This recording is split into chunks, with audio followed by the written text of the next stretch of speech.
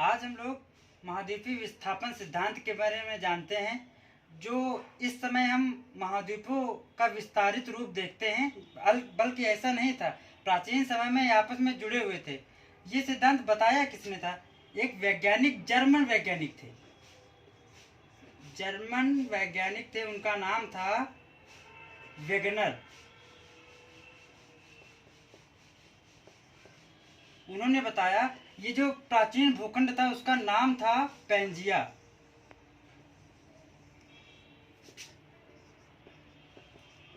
Pangaea नाम था।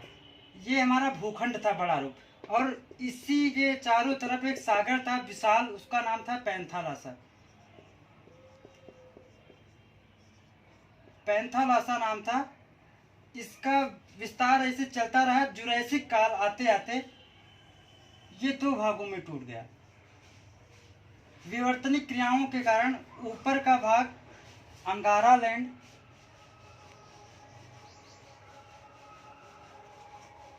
या इसको और नाम दिया गया लारेशिया। दक्षिणी भाग जो आया गोंडवाना लैंड।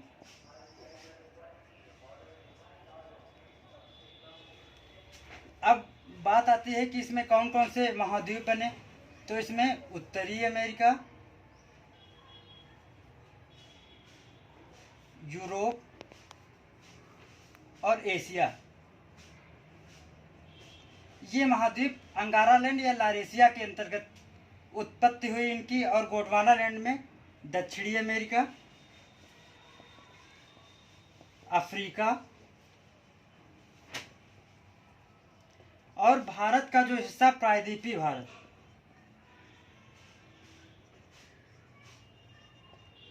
ऑस्ट्रेलिया।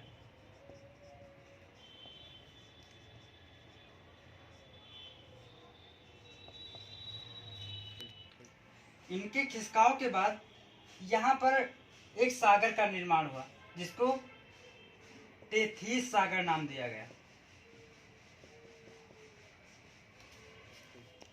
इसी के फलस्वरूप महाद्वीपों का निर्माण हुआ।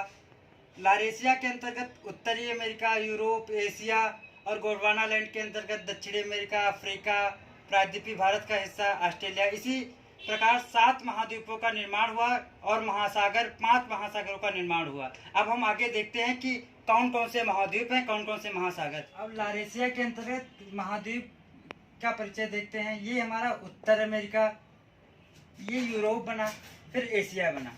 अब गोंडवाना लैंड की बात करें तो इसमें दक्षिण अमेरिका, अफ्रीका, ये हमारा प्रायद्वीपीय भारत है। प्रायद्वीपीय भारत का मतलब होता है जिसके 3 तरफ पानी हो।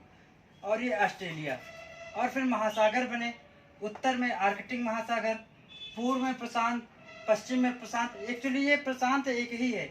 और 5 महासागर में उत्तर में आर्कटिक महासागर, पूर्व में प्रशांत, पश्चिम में प्रशांत, एक ही रूप है आर्कटिक महासागर और हिंद महासागर। इस प्रकार से 7 महाद्वीपों और 5 महासागरों में विभाजित हो गया।